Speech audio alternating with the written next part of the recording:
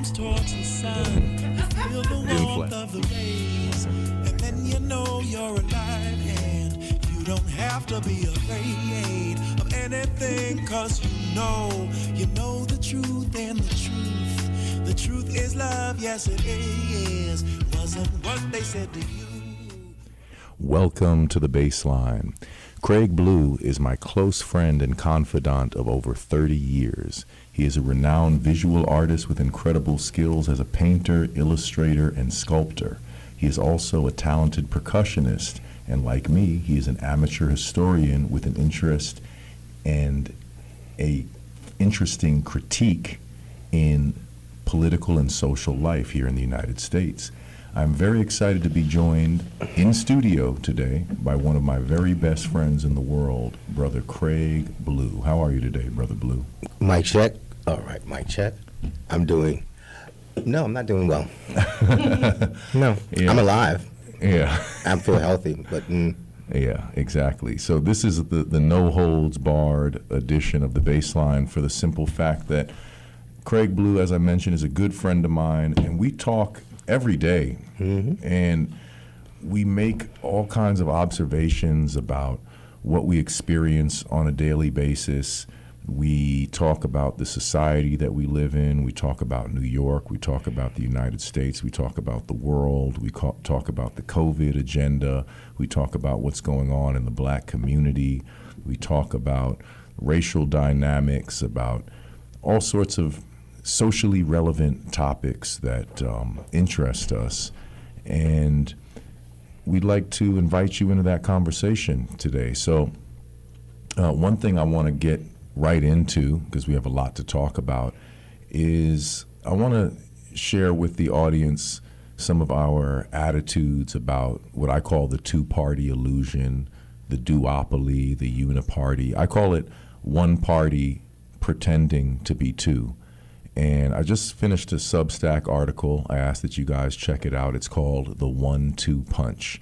And the premise of the article is that the Democrats and the Republicans are clearly, if you look at the overarching power structure and you're not caught up in the sort of television soap opera that we're presented every day, the two parties are functioning together to execute all sorts of plans against the people, and it's not abstract. I have concrete examples. For example, number one, we have the Patriot Act, right? Barack Obama campaigned on the grounds of hope and change, and then he went into office and he promptly extended the Patriot Act of George W. Bush, and he expanded the drone program, drone assassinations all around the world. He did 10 times as much drone bombing as his predecessor. Doesn't really get discussed, doesn't get critiqued too much.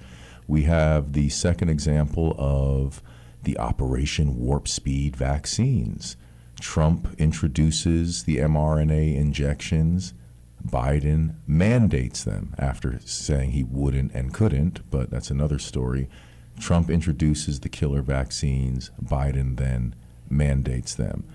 Example number three, we have Israel, the unwavering support of Israel by both Democrats and Republicans. If Israel carries out genocidal atrocities, they continue to get their funding. They have political backing without any interruption, irrespective of whether it's a Democrat or Republican in office. Example number four, the PrEP Act. People don't really talk about it too much, but it's a monumental piece of legislation that was totally a instrumental part of the COVID agenda. Our rights were violated very readily because of the PrEP Act, which Joe Biden extended, right? He's an opponent to the Republicans, except he extends their signature legislation when he's in a position of power. And example number five was the immigration issue. Joe Biden allows people to just flood into the country indiscriminately without any explanation as to what he's doing, and then that sets the stage for Donald Trump to carry out this military exercise that is the aggression of ICE in American cities. So that's just a little background relating it to the article I just completed called The 1-2 Punch. But I want to hear from you, Brother Blue. Explain from your perspective why you are completely disenchanted. And I say that because I know you for a long time. Normally I'd ask my guests, well, what do you think about this? I know that you're disenchanted with the two-party illusion. And what are your thoughts about how, particularly how people get so wrapped up in this, what I call showbiz style, soap opera style, political discussion that, you know, people, they consider themselves very well informed and whatnot. They watch these commercial news programs and they have all these opinions. And to me, and I think to you as well, it's quite a delusional state that people work themselves into in terms of the discussion of what we call politics in the United States. Well, we're definitely a delusional culture. We live from nothing but delusion. We live from lies. We live from fake news. And most of us think that we have a grasp on what we think we understand. I remember this guy that I watch on YouTube. He's an ex-CIA agent. And he spoke about the difference, how we can manipulate, how the CIA teaches them how to manipulate people through perception and perspective. And I started to think about that really deeply, about how am I being affected and how are we being affected. First of all, very young, I saw that there was something just historically, learning about history, as you said, being amateur historians per se, things didn't make sense. They didn't line up. I really like science. Science lines up. You have to experiment. You can have a hypothesis or a theory, but at some point, your community wants you to say, okay, well, we did this experiment, this is what happened, we did it, this is what happened, and here are the results. And continually, people think, they go to the polls. First of all, they think that they're included. So if they understand the history of America, right, oligarchs, proletariat, there is no possible way that the oligarchs are going to give the average person inclusion into how they run the government. They tell you that you need banking system. They tell you that you even need to be governed. First of all, that's absolutely it's idiotic to think that I need to be governed by someone who I don't know, who has somehow amassed, most of the time illegally, historically, has amassed a legacy of family wealth, and then that I'm going to be included into what they say and how they run the government. You know, that's me, the African slave, saying, hey, George Washington, he totally wants my vote. He totally thinks that my opinion has some weight and value in how he's going to be whipping and murdering and molesting my family. So, hey, why don't I give him a vote? And I think people think or perceive that this system has changed. They don't understand that prior to the Civil War, the Republican Party was actually the party that African Americans went towards. They gravitated towards the Republican Party. Then it changed to the Democratic Party. Then they think that the Civil War was all about, it was about enslavement. It was about the money that slavery brought in, and how both cultures, both so-called parties, both Europeans was like, how do we continue to keep this money? How do we continue to keep America growing financially? How do we create legacies of wealth for a few families? And how do we control the slave population? The South said, let's keep beating their butts and whipping them and murdering them and keeping them through fear and work them to death. We have we have more than enough African slaves, and we can make more. They're breeding them. And the Northerners said, no. We want them to feel included into the system. Because they're revolting, and they're going to revolt. If you keep on pushing people into the dirt, they're going to revolt. So how about this? How about we make them think that they're included? We make them think that they're a part of the system, and then we get less uprisings, we get less division, and they'll actually invest in their own impression. And that's what's happening today. This illusion that's being created that people don't even investigate, that there is two different parties working separately. No. It is racism, white supremacy working together, confusing the average person, especially the people of color who are non-white, into thinking that they have some inclusion into this process. And all they're doing is they're investing in their own oppression, as well as everyone else. But for the white people, for the people of color who have been the victims of racism and white supremacy and oppression, they actually think to this day, which saddens me to my heart, that they actually think that they're going to be participating in ruling this government and how this world works, or at least this part of the world, the United States. So it's idiocy. Right. Now, let's tie that directly into this vaccine agenda that we just experienced, because you and I, we looked at each other and just said, no, this isn't right. I mean, it almost became like a sitcom that we just turn to each other and say, it doesn't make sense. But we sadly saw a lot of our good friends, I'm sad to say, people who we considered to be revolutionary in some respect, yes, just fall right in line with this and just not have any questions of their own. They had no critique. They thought suddenly this system that has harmed us repeatedly in so many ways had suddenly turned over a new leaf and was concerned that you could catch this particular respiratory ailment. They don't care that there's crack in the neighborhood. They don't care that there's heroin back on the rise, that there's all kinds of other weird synthetic drugs that have people rolling around on the streets, terrorizing people in the subway station. They don't care about any of that, but they don't want you to get COVID. And so many people that we know, they just had no resistance. They had no critique in the first place, and actually had the nerve to ostracize people like us for saying, no, I don't trust the government. I don't trust big pharma. I don't trust what's going on now. So give us some of your insights in terms of just specifically what happened throughout this whole COVID experience. Okay, I'll try to be as quick and concise as possible, or just as concise as possible. First of all, I understand what colonization is. I understand what, how the European countries were given rights by the Pope and by the Catholic Church to go out and colonize those that they thought were beneath them, those they thought were heathens, and that included many indigenous cultures. All right, and this is the agenda that is still going on today. So because of that little bit of history, then the history of America, my African self and my ancestors being here, and I'm only about 3 to 4 generations away of being on the plantation with my grandparents and my parents. My dad was born in 1930. That means his parents was born in 1900. That means their parents, his grandparents, were born in like 1890-something, 1870-something. That's 3 generations. That's not that far. Of my dad's parents, my great-great-grandparents. So it's not that far. And I understand what they went through. And it hasn't, that was horrible. And I haven't experienced anything as horrible as that. I've just experienced the effects that still linger in today's American society and sometimes around the world.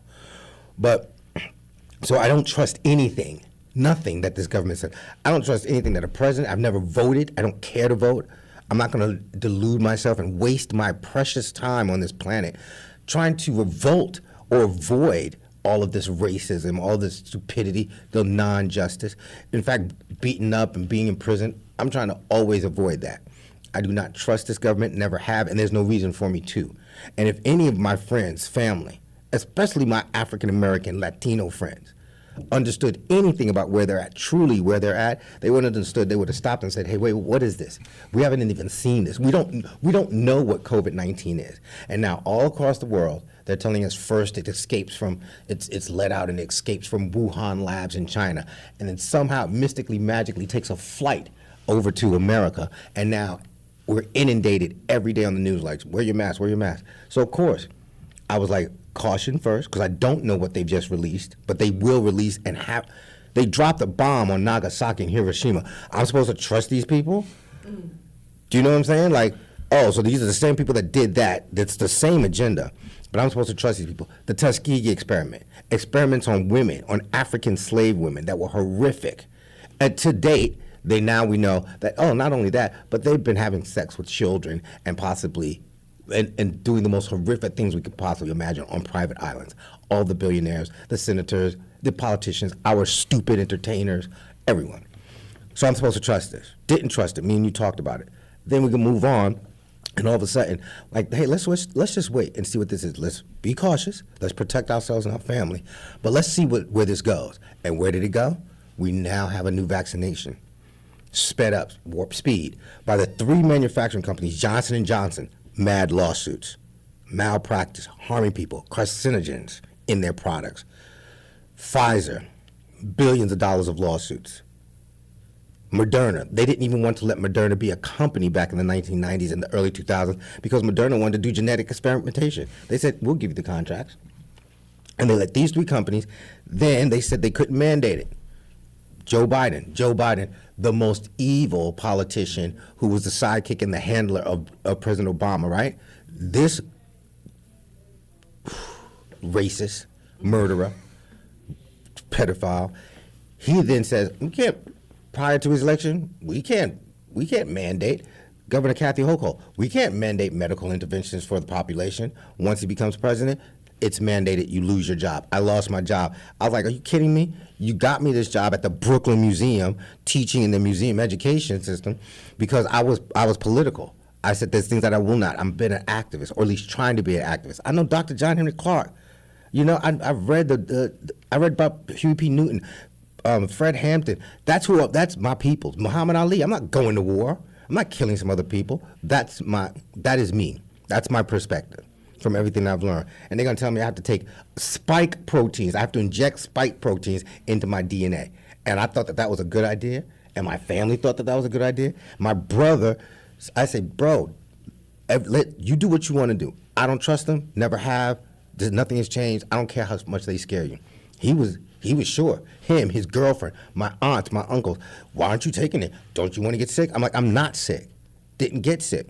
And my brother forced my mother. He made a decision for her about her medical health because he thought he was right and he thought he understood something. And I can't wait till more papers come out to be like, you just injected yourself with the devil's penis, with his syphilis. And now you're gonna have all these weird kind of things happening to you medically that you don't understand, and you have the hubris and the arrogance not to say, well, wait, I didn't have this before COVID. Maybe Jeremiah and Blue were right by saying, let's step back, don't rush into anything because we're gonna panic and fear. Who are the people that's administering it to us? Who is telling us? And Joe Biden, people, if you don't know who Joe Biden is, go back into the archives and research Joe Biden. Joe Biden was so corrupt and such a liar as he campaigned in like 1988 to become president, that even the white media was like, this dude's a liar. And he said, well, sometimes you gotta lie a lot. And they were like, nah, son. But they waited 40 years after he passed, the crime bill, the 1994 crime bill with Bill Clinton, that pedophile. And then they put him on back behind, he was the handler of Obama. And you definitely know I don't trust that Negro or know his wife. And now we find out they may be eating babies a la carte. Jesus Christ. And these idiots want me to listen to them. It's like, no, I think I believe myself. Yeah, and I want to touch on a couple things that you mentioned there in terms of, people, they will maybe get turned off when you say, well, you don't vote. No. But the fact of the matter is, and we've discussed this, is people will vote for whoever they choose to vote for, and then that elected official will get into office and not just make mistakes, as people like to say euphemistically, they'll commit heinous atrocities, and their supporters don't react particularly. And that's when I want to withdraw from that, because I don't want to be a part of a group where we support something, what we supported results in heinous atrocities, and there's no objection to that, there's no discussion of that. And now we see it in reverse with the Trump supporters who Trump campaigned no nation building, no new wars, and here, new war. And there's going to be a new war because he said there wasn't going to be one. Just like Guantanamo Bay isn't going to get shut down, even though Obama said we're going to shut down Guantanamo. No, it's still open, still being used to torture people, detain people, and torture them, et cetera. Every example, the wall. There's no Trump wall. He said, we're going to build a wall. He didn't build a wall, and he wasn't going to build a wall because he said he wasn't going to. So, just this inability of people to react to being lied to completely. right? That you'll claim one thing, do the 180-degree reverse of what you said, and there's no political penalty for it. Your so-called supporters, they don't even mention it. We just keep going along for the ride. Sure. I mean, I've been thinking about this all today, and it's like, so, first of all, our apathetic way that the whole country is dealing with this. Right now, we're in a state of emergency. I thought we was in a state of emergency when Trump became president, and I saw nobody really do anything. People like, I don't like Trump, I don't like Donald Trump. Was like, what are you going to do about it? Now, me and you've always talked, and it's like, there's some there's some intelligent, critical solutions that we can do to get someone to stop. It's like if the bully keeps punching you in your face and taking your money, do you just keep on letting the bully punch you in your face and take your money? And that's literally what we're doing. We're getting financially abused on a daily basis. New York City is the best example of financial abuse and financial gangsterism on a daily basis. The turnstiles, and we do nothing about it. And so then I start to think, well, you know what? Maybe you deserve this because your inaction, right? Your apathy, your so-called ignorance or your opinion has led you to let us as a population. So now let's go beyond the race of people. Just as a population of people, we're willing to watch because these people. Let's just talk about the most recent incident. Nobody likes Trump. There are people that like Trump. People don't like Trump. Arresting people, sending people back home, murdering people, right? And ICE actually murdering white people. I mean, shooting a white woman in the face in a car. Whoa. I mean, things are getting out of hand. Now, we find out about Jeffrey Epstein has been around for a long time. All of the politicians, the billionaires, the entertainers have been doing vile things that I myself didn't want to believe, particularly if they were African American. I was like, go on, brother, make your money. Let's develop the community. No, that's not happening. Let me go and have orgies on secret islands and spend no money to build up the communities that we came from. And that's happened with everybody. Jay-Z, Beyonce, LeBron James, they hadn't done nothing.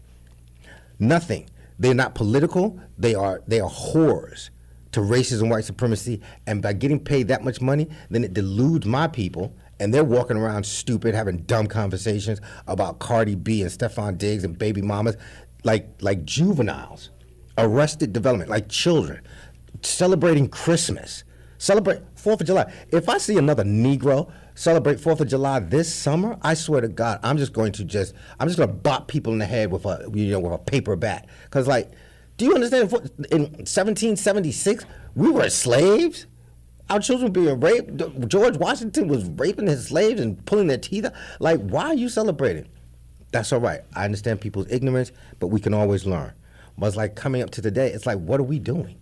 I wrote something on Facebook. I'm like, how can we stand by and watch people who've been accused, even the president, because he's in pictures with Jeffrey Epstein. He's told that Mar-a-Lago's right down the block from Jeffrey Epstein's house in Florida. And he sent young girls to go be Jeffrey Epstein's. There's a documentary about Jeffrey Epstein. And Donald Trump said one young lady said he sent her to Jeffrey Epstein because she wanted to be a massage therapist. That was one of his first victims. So they all knew. And because now that people are really starting to talk or maybe pay attention, everyone from the so-called each line, conservative, liberals, all those stupid names that we call ourselves, liberals, conservatives, right-wingers, left-wingers, all that dumb, confusing stuff. Then they're like, oh, maybe there's something actually to it, like they charged P. Diddy. He's not even the worst. Now they got the billionaires. And to distract us from actually arresting people, right, arresting all of them, not just Prince Andrew, arresting all of them around the world, they start a war. And the first thing that they do, right, because they've been having sex with underage girls, what's one of the first things they do in Iran, mistakenly? They blow up a school full of girls. And we as the American population we're still sitting out. I just walked down 34th Street. People are going shopping. Uniqlo has a whole thing going on, a little festival. People walking around smiling. And I know when white people are happy and smiling, I should be very worried, because they shouldn't be happy and smiling about nothing. They should always be like, yo, who's coming out the back to bop me on the side of my head because I've just got unearned wealth and privilege and just walking down the street happy, shopping, spending thousands of dollars. And this dude just said, on an article that I read March 5th from People magazine. He said, well, you know what? Iran may bomb us. Get ready. And you know, people die. Did he just tell it? And people walk around like they didn't hear it. We're not doing it. We're not protesting. We're not shutting down the buses. We're not going to work. We're going to pay our taxes. Like, when do we stop investing in this crime and the crimes of them and say, no, these people have... I see people on your Facebook page yesterday. I went in, called them all kinds of words because they're trying to defend you, saying that Mandami is a fake Muslim. It's like, maybe he is. You don't know this man. We don't know Donald Trump. You know, we just know his escapades. But, you know, we don't know Mandami. One woman was like, oh, but he's Muslim, and you know that means he has a family. You don't know his family. You don't know who he is. This man came out of nowhere. And then he's like, you know what? For all the people that got fired during COVID, well, give him the finger. Then I'm hiring him back.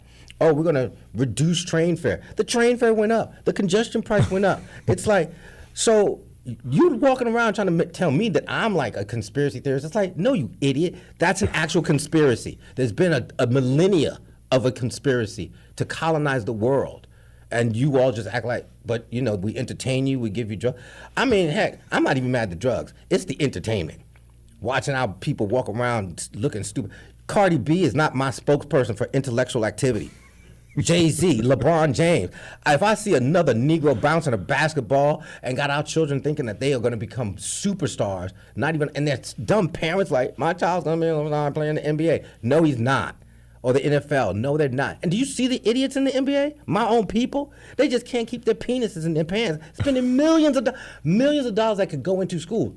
Dr. Umar may not be the best, but Dr. Umar, he's like, let's have a school. And he couldn't not get one near Negro to invest in his school. But you know what? Some dude just paid his baby mama $1 million so he doesn't have to be in the life of the child. $1 million. All of them just spending money and making us think that this is the way to be. I'm just disgusted. Yeah, so sorry about that. No, we appreciate the honesty, brother. I hope I didn't say anything. No. We're going to keep it real. Penis and stuff. No. We're going to keep it real. We'll keep it real. So first of all, it is a little after 1:30. If you would like to join the conversation, please get in the queue. The phone number is 888-874-4888. 888-874-4888. We'd love to hear from you. But I want to follow up on a couple things you said and then segue right into the next segment, which is, first of all, like as far as Mamdani goes, the guy in an interview, you can go to Teachers for Choice. It was an April 25th post from last year where in an interview, Mamdani was asked about the workers, the city workers who lost their jobs for not complying with the vaccine mandates. And is it possible to now have their jobs restored? And he said no. He said he wouldn't give them their jobs back. And he made a really, ridiculous comment when he said that the policy was based on what we understood at the time. So basically, you're figuring things out as you go, and I'm supposed to make a permanent decision pertaining to my health because at the time you said that was a good idea.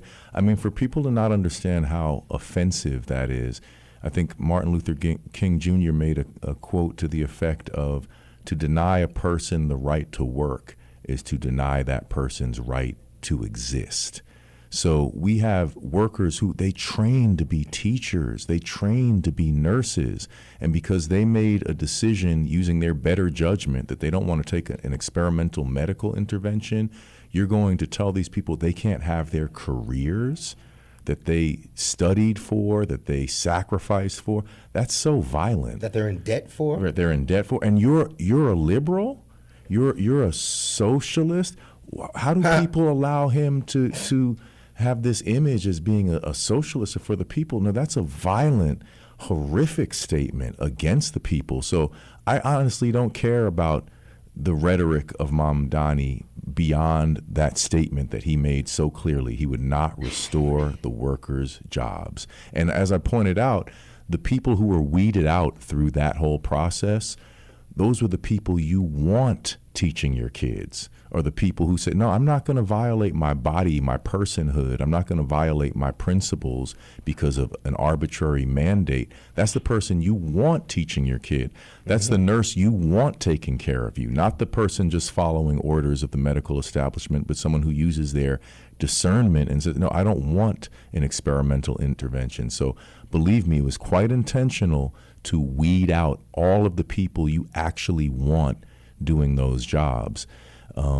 We are at 1 hour and 36 minutes here, so or 1 o'clock and 36 minutes past the hour, I mean to say. And I want to get into something that we touched on just a moment ago in your comments, which is this issue of the juvenile presentation of the black man and the black woman. You commented on that last week, and it has really kind of been ringing in my head as I look at these entertainers and I look at how people are instructed to behave through the coded society of social media and all this kind of stuff. That what is it with this investment in portraying black people as incapable of transcending juvenile status? What do you observe in terms of that? We're very stunted, as you use the term, arrested development. We're very much prone to this sort of state of arrested development, and you see it perpetuated in the popular culture. Sure. I mean, so I've been a teacher since 1991. Mostly, I started teaching at the Children's Aid Society on 118th Street between Lenox and 5th. And that's when I came to the realization that my community, my African American community in New York City, because I hadn't traveled that far yet, was we were at a state of emergency, right? And then I had to think about it historically, how we got to that point. Now, while I was in school, I graduated Mount St. Michael from in the Bronx in 1986, and I was 16, just due to Head Start. So I was a year ahead of myself. And I started college, and my RA, named Mary Savage, which I'll always remember her name, she taught me how to play chess. And we'd play chess and drink a gallon of Rhine wine, right? Carlos Rossi, Rhine wine, until the wee hours in the morning. And she noticed my behavior, and she was like, listen, I understand. I know you like to be like you're 16, you're 17, you're a young person, you're a young guy, but this is what you have to understand. You are a young African-American male. And that means you have to act accordingly. You do have a responsibility. But I'm going to prove it to you. You're going to read these books. The Autobiography of Malcolm X, The Souls of Black Folk, W.E.B. Du Bois, and the autobiography of Frederick Douglass. After reading those 3 books, it led me down the road. It opened up my brain. It blew my brain up to give me exactly a place in time and a perspective of where I was really at and what was really going on that I couldn't deny ever again. It blew my mind. It changed my paradigm. And I've always been an inquisitive kid, loved science, loved art. My parents let me invest in all that stuff. Basically, I love to read. What people would call a nerd or whatever, I was cool with that because I was learning. And she blew my mind with those books. And it led me down the road of like African-American revolutionary conscious thought. It led me to the Black Panthers. It led me to the most wonderful orator and person whom I read to this day and refer to, Dr. John Henry Clark. And the historical aspect of like what the Africans have done to contribute to the world and world history, what the Europeans have done to contribute to world history, how these two have clashed, how they opened, and just learning and understanding peoples and cultures and world history so I can have a clear perspective on what's going on and what's happening. So then it saddens me when I get to 119th Street and I'm in the Harlem community and I'm seeing that our children can barely read. They have their reading comprehension is poor. But then I understand. I'm looking at their parents. I'm listening to their parents. I'm like, I thought I was part of a larger community, and we were all getting this information because what we've seen, we've seen the poverty in the 70s in the Bronx and in Harlem. We saw the Vietnam War. Like, we knew that these things were happening. We saw the beginnings of hip hop, and that started because Africa Bambaataa, regardless of the rumors, he was an ex-gang member, and he saw that our community was failing. And he said, well, at least we can use music instead of fighting each other with guns and knives in our communities that are dying with no help and selling drugs. No more drugs. Don't sell any more drugs. Let's battle with lyrics. Let's battle with art. Let's battle with music. And that created this culture. And now this culture is everything that rap music is today, and I don't care who it is. I'm not trying to give no props to nobody. No one. Because you haven't, the whole premise of hip hop as my youth's, as my culture's cultural paradigm shift was to stop drugs, was to clean up our communities, was to not battle and fight and browbeat one another and beat each other. It was to build up our communities through music and art and culture, what we have always done. And it was beautiful. And it got co-opted by the powers that be, the dominant society, and they saw that selling drugs and people wanting to have fancy cars and irresponsible sex, that's the way to go. And call each other nigga. I don't care what anyone says. I don't care what you're using. They gave the special ed children in our communities, which is not a problem. I was in school. I was in better grades because I like to read, and we had special ed classes, and they was beating on the tables and rhyming. Wonderful. They're not bad people, but they gave special ed kids the license to say whatever they want. And the teachers knew that you can't even give the special ed kids to just put them in the assembly and let them say whatever they want. They might say the most outrageous thing. Like, hey, we're going to turn the word nigga into something that actually means something. You can never change that word based on the history. I've used it in the past as being silly and stupid, but it's a horrible word. And that person should not tell me that we're going to change the word. And it is hip hop, which is ruling our culture. It's one of the largest, most profitable, like all African contributions to music and entertainment. It's one of the most profitable genres in music today. Around the world, people are hipping and hopping and rhyming, China to India. But it's been degraded and it's been destroyed. It has been co-opted, and it did not help us to evolve. We are de-evolving as a culture. It has literally through that one aspect. And we can talk about the actual educational aspect, because I've been teaching. They're not teaching our children how to be critical thinkers. They're not teaching them, like Paulo Freire would say, using education as a form of liberation and mental freedom. They're not doing that. They're a bunch of, like you said, they left the teachers who think that there's something, who have these really high ideals of themselves operating from ego, that they let them stay in because they took the vaccination. So they let the compliant ones stay, and the revolutionary ones they fired. And I know it, because right now I'm never going to work in teaching again. I'm going to tell you the truth. I lied. I got a fake-ass vaccination card because this is what people required, and so that I could get inside the school system. You know what? They were so stupid, they didn't even check nothing. They checked nothing. I had a fake card. I rolled out. That's how ignorant they are. And then they're teaching our children. They're not teaching them to critically think. They're not teaching them about history and how to put history into its proper place as a person of African descent. Where you are at, you should be revolutionary, because they're not doing anything for you. They're not building your community up to make you a powerful leader. Obama, no. He was not what we needed. We need Muhammad Ali's. We need Fred Hamptons. We need Huey P. Newtons. We need John Henry Clark's. And most of those people self-educated themselves. And if they did get to college, like Assata Shakur, why weren't we in the streets on a mass scale that Assata Shakur, first of all, we shouldn't even let her have been taken to Cuba. We should have burnt this son of a gun down. She was a Panther. She was protecting her community, feeding the children. These people are having sex with children. The Black Panthers Socialist Party, Mondami's not a socialist. The Black Panther Socialist Party, they were socialists. They went into their communities with nothing. They fed the people, they clothed the people, and they employed the people. And because we were living in a dangerous situation that was particularly violent in the African American community, we armed the people.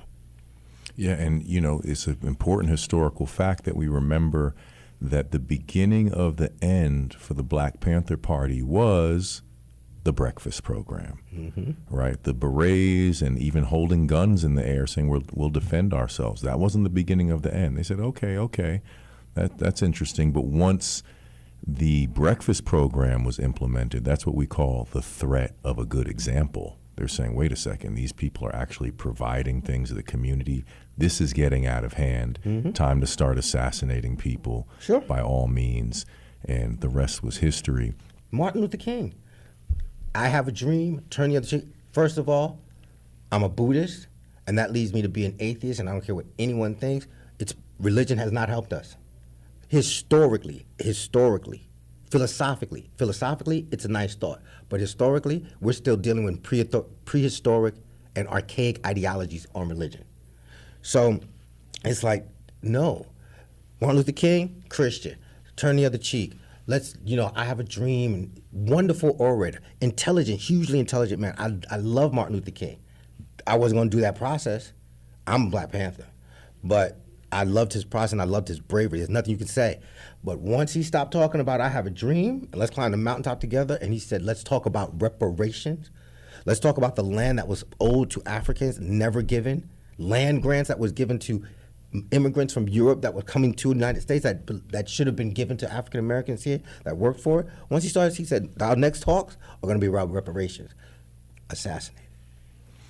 Right. Now, I'm going to make a few quick announcements, and then we're going to go to the phone lines. Of course, this is independent journalism. This is a listener-sponsored station, the Progressive Radio Network, and this is a listener-sponsored program, the Bassline. So a few quick announcements. First of all, March 29th at Rock Mill Fitness, 274 Lenox Avenue, 3:30 p.m.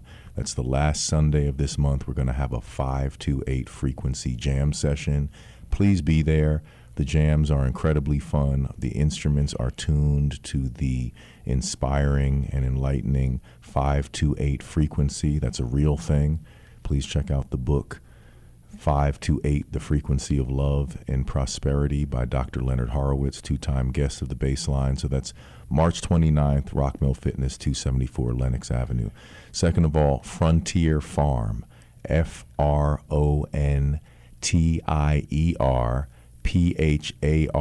Frontier Farm, PH to spell farm, frontierfarm.com.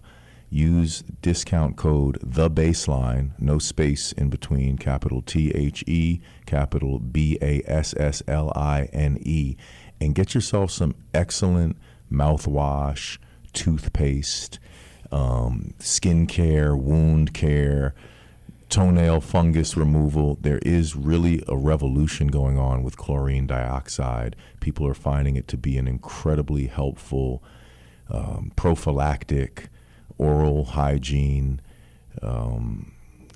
agent. It's just a great thing to have available to you. And you know what you do when you use the mouthwash, which I'm happy to use at this point, it's really refreshing, is you take two compounds and you put them together, and it creates this sort of synergistic quality with the part A and part B, and you can just feel that refreshing feeling in your mouth. So I strongly recommend treat yourself to some good mouthwash and some good products at frontierfarm.com. Discount code The Bassline. Also, I am an affiliate for Private IPTV. So please, if you guys are still paying for cable, please get yourself this new arrangement, which is privateiptvaccess.com, and use, in that case, discount code Hosea, capital J, capital HOSEA, and you get 50,000 channels for $10 a month, basically. All your sports, all your news channels, movie channels, et cetera, et cetera. You don't need to pay a cable bill anymore. Trust me, it's a pretty awesome service at an incredible price. Go to jeremiahhosea.com, get the theme song of this show. Please buy my first album, No One Slave. That's a good little insight into my background. That first album I ever produced called No One Slave. What a wonder that I don't want to be subjected to the biosecurity state. And of course, I'm a chess teacher. remotelearningchess.com. Schedule a chess lesson today. And of course, if you're a listener of this program, you get a nice discount. And let's get right into that. The Game of Kings, the King of Games. If you have kids, please sign them up. One thing I'll tell you about the chess lessons is there's a lot of really practical things in terms of helping children think. For example, it teaches them specificity of thought. So they'll say something like, oh, well, I'm going to move the pawn. And then you say, well, which pawn? There's still 7 pawns available for you to move. And they just have to be more specific. So that's one feature of it. But one of the basic things you get from chess is it's just practice in that very good process of thinking things through, right? You're better off thinking things through than not thinking at all. So chess is the game where you have to stop, you have to discern what are the candidate moves, and then what's the best move out of the candidate moves to actually continue the game with good quality. And of course, Substack, jeremiahhosea.substack.com, or just go to substack.com and look up Jeremiah Hosea. Please subscribe for free. Be a paid subscriber if you can. I greatly appreciate that. But go become a free subscriber, first of all, and go check out my articles, including my most recent article called The 1-2 Punch, which is a discussion of how the Democrats and the Republicans work in tandem. But we have callers on the line, and I hope Seema is still with us from Brooklyn. Are you there, Seema? Yes. Thanks for calling. How are you? I'm fine. How are you, Jeremiah? I'm doing great. Thank you. Thanks for calling. Good to hear from you. Okay, well, I'll make this succinct, okay? First of all, let me commend you on all your guests, and the one today was particularly dynamic, okay? Second of all, I want to, being an elder in the African tradition, I just want to put a few FYIs. Yes. One, I have over 70-something years have discerned that you give your power to that which you react to. And instead of looking at the situation, okay, discern the situation, but then look at the solution. The young brother did say that he's adverse to the word nigger. It's a word. But when you fear it, when you hate it, when you react to it emotionally, it owns you. That's the only thing that he said that I just wanted to comment on that I didn't agree with. I think nigger ain't nothing but a word. And it only has power because you give it power by your reaction to it or your aversion to it. You could, if someone says you're a baby killer, and you're not, or you are. Either it's true or it's not. It's nothing to react to. We've got to gain control over our emotions and our mental capacity to understand. It's a word, just like the word mandate. Mandate is not law. They never said it was a law that you had to take it. They said, we mandate you take it. Look it up in the dictionary, you'll see it's just a strong suggestion. I mean, never did they make it a law because they knew that they couldn't. So we need to take responsibility for our own actions. I know it's a mean, cruel world, and they are really working full time to denigrate everybody, not only people of color, just everybody, the world. They just think of the whole world. But we need to do our own defensive research. Those that ran out under mandate could have looked it up and said, oh, this is just a suggestion, a strong suggestion, but a suggestion. And last but not least, I touched on this last week and I reiterate, they are not after money. They print money. They print it like it's candy, okay? I figured out that they are FBI, and that means fearful, inferior, and bored. Those are the premises from which we are living under. They're fearful of everything and everyone. All you have to do is be a person of color and walk into a room and see it clear. That's fear. And nothing has even preceded your no hostility or anything. They're fearful. They're inferior. Anyone superior in any facet does not traumatize or demean anyone else because you don't have to. You're superior. You're above it. And last but not least, bored. They're bored silly. You can get too much to the point of suicide.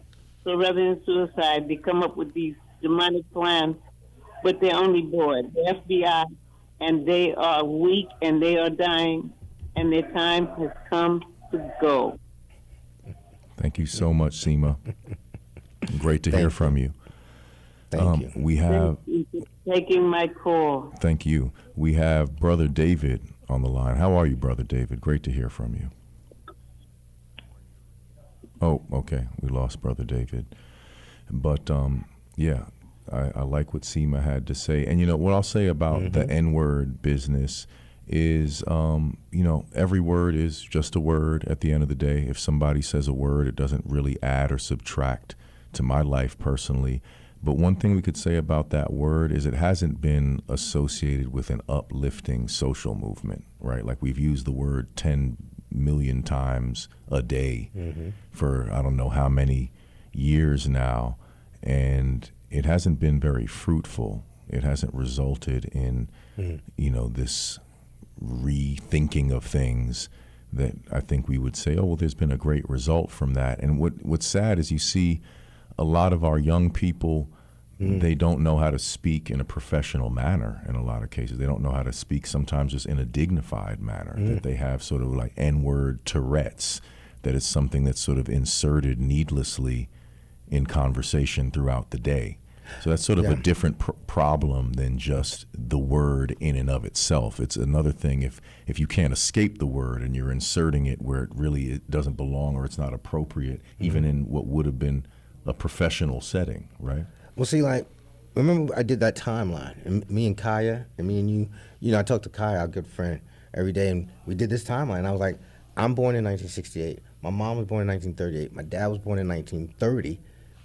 So the word nigga was used as a vicious attack. If they could just use it in 1930 rampantly. And I know that things are just words, but at that moment with my dad being born, if you were called a nigger, something was going to happen. You were going to be killed. You were going to be hurt.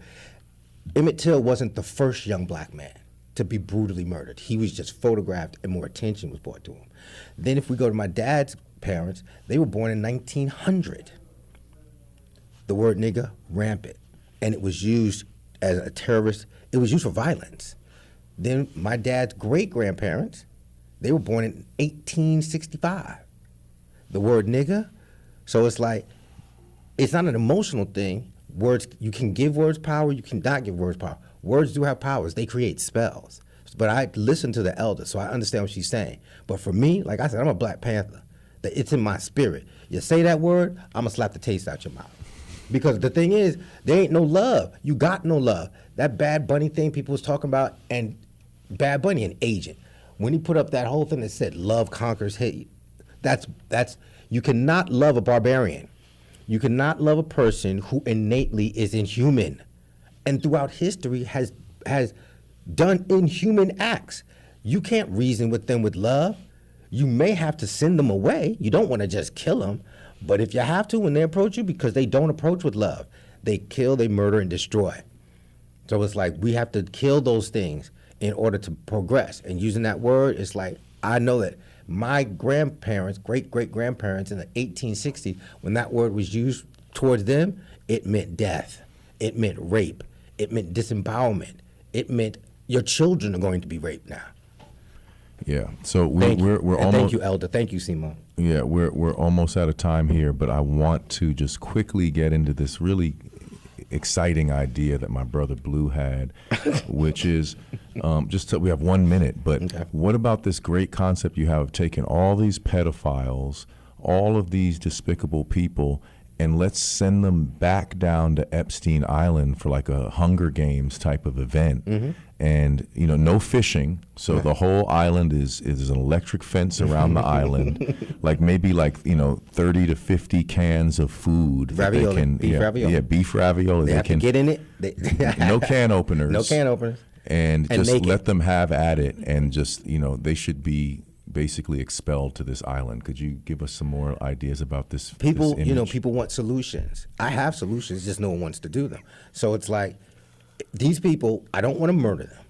I don't want to imprison them. I don't want to gas chamber and all the horrific things that European culture has introduced us to as far as, torture and prisonhood. No, all we have to do is just exclude them. Goodbye, go.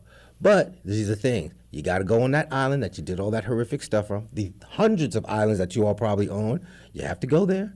You will not have any clothes. You will have 100 cans of beef ravioli. You will have no can opener, no knives, no nothing, an electric fence, and good luck. And they have cameras already, so we just keep the cameras on them and watch them, and good luck. I think it's a great idea. So we're officially out of time, everybody. It can be done. I want to thank my brother Kraig Blue for joining us in studio today. Please check out those affiliate links I mentioned. We'll be back next week, and everyone have a great weekend. Great weekend. Keep fighting the good fight. And join us tonight on the End All Tyranny space on X. We have nightly spaces, and tonight is the Bassline Extra, 9 p.m. on X. Look me up at Earth Driver on X. Everyone have a great weekend. Peace and love. Thank you. Peace.